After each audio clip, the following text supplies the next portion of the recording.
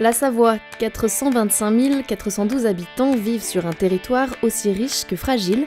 Conscient des enjeux liés à la préservation de cet environnement exceptionnel, le conseil départemental montre l'exemple. Depuis la loi dite Grenelle 2 en 2010, le département a l'obligation chaque année de produire un rapport de développement durable. Mais au-delà de cette obligation, c'est une véritable opportunité pour nous de valoriser la politique de développement durable qui est faite, de fédérer l'ensemble des équipes qui se mobilisent et d'apporter une réponse aux Savoyards par rapport à leur environnement et à leur qualité de vie.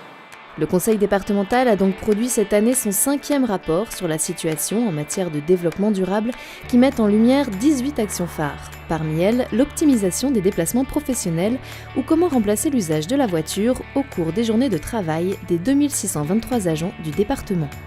En 2015, le département a engagé un diagnostic sur les déplacements professionnels de ses agents, tout simplement parce qu'en fait, on a énormément d'agents qui se déplacent sur tout le département dans le cadre de leur mission. Et en fait, ça représente à peu près 3 millions de kilomètres qui sont effectués dans l'année. Donc pour ça, on a souhaité savoir quels étaient leurs besoins et puis surtout pourquoi ils se déplaçaient et quels moyens on pourrait leur mettre à disposition pour se déplacer de façon plus environnementale. Cette étude a notamment permis de mettre à disposition des agents 1000 tickets de bus directement dans leur service, mais aussi de renouveler la flotte de vélos électriques sur les différents sites du département. Au service matériel et maintenance routière, Jacques Beau utilise ce vélo tous les jours pour ses réunions lorsque les trajets ne sont pas trop conséquents. Déjà adepte du vélo classique, l'électrique facilite ses déplacements dans l'agglomération chambérienne. Je le fais très clairement dans un souci d'efficacité. Beaucoup de réunions auxquelles je participe se tiennent en centre-ville. Il y a le site du château où on va fréquemment et c'est, on va dire, dans le quasi-hypercentre chambérien avec des problématiques d'accessibilité ou de parking. Quand on y va en vélo, moi je me gare devant la porte, comme j'ai l'habitude de dire, donc je gagne du temps. Ça c'est certain, je gagne du temps. Lorsque la météo ne le permet pas, 2 véhicules électriques sont également à disposition des agents. Une quarantaine d'entre eux se sont d'ailleurs formés à l'éco-conduite afin de réduire leurs émissions de gaz à effet de serre, mais aussi les coûts liés au carburant. Et pour 2016, le service des ressources humaines attend les résultats de son action concernant la mise en place de visioconférences. Plus besoin de bus, de voitures, ni même de vélos, les réunions de demain se feront sur Internet. Côté sport, la Savoie accueillait au mois d'août 2015 les championnats du monde d'aviron, une manifestation qui a rassemblé au bord du lac d'Aiguebelette 1300 athlètes de 76 nations sous les yeux de 40 000 spectateurs présents. Le département s'est donc organisé pour une gestion éco-responsable de cet événement majeur. Et nous sommes allés sur plusieurs thématiques, les transports, avec le transport collectif gratuit qui permettait de faire venir les usagers sans qu'ils aient à prendre leur voiture particulière. Il y a eu le site Mobi-Savoie qui a été activé pour le covoiturage. Il y a eu bien évidemment d'autres actions et notamment en faveur des déchets. Et c'est près de 10 tonnes 7 de déchets qui ont été traités. Alors là, il y a des gobelets qui n'ont rien à faire là-dedans. Donc ça nous pourrit la poubelle jaune qui après n'est plus recyclable. Voilà. Gestion de déchets, mais aussi gestion de l'eau ou encore valorisation des produits locaux.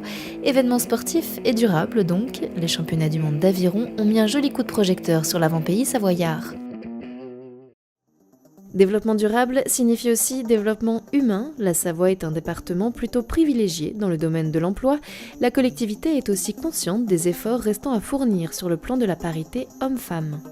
Axe premier, lutter contre les freins culturels en favorisant la mixité dans les différentes filières. Bien que les femmes soient largement représentées parmi les agents du département, elles exercent pour l'essentiel dans des professions traditionnellement réservées aux femmes.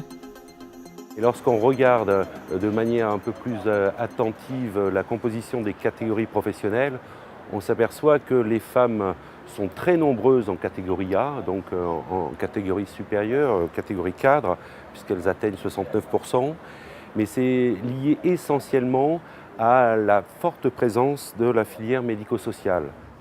La direction des ressources humaines du département souhaite donc favoriser l'accès à des filières dans lesquelles les femmes hésitent à s'engager en leur proposant un accompagnement, comme cela a été le cas pour Barbara. Durant 1 an, elle a été formée aux côtés de son prédécesseur pour aujourd'hui prendre les commandes au centre d'exploitation de Saint-Pierre d'Albigny. Mon métier consiste à la gestion de l'équipe de 8 agents des routes, plus les tâches d'un chef d'équipe d'un centre d'exploitation. Donc la gestion des différents stocks, matériel, carburant, sel. Je suis en train de débâcher la saleuse pour pouvoir la remplir en sel. Ce qui me plaît dans cette profession, c'est le côté technique et le côté terrain. Mais parité oblige, les hommes doivent également pouvoir choisir des professions à connotation féminine. Certains occupent déjà des postes d'assistants maternels ou de puériculteurs, une réelle évolution des mentalités que le département va continuer de favoriser.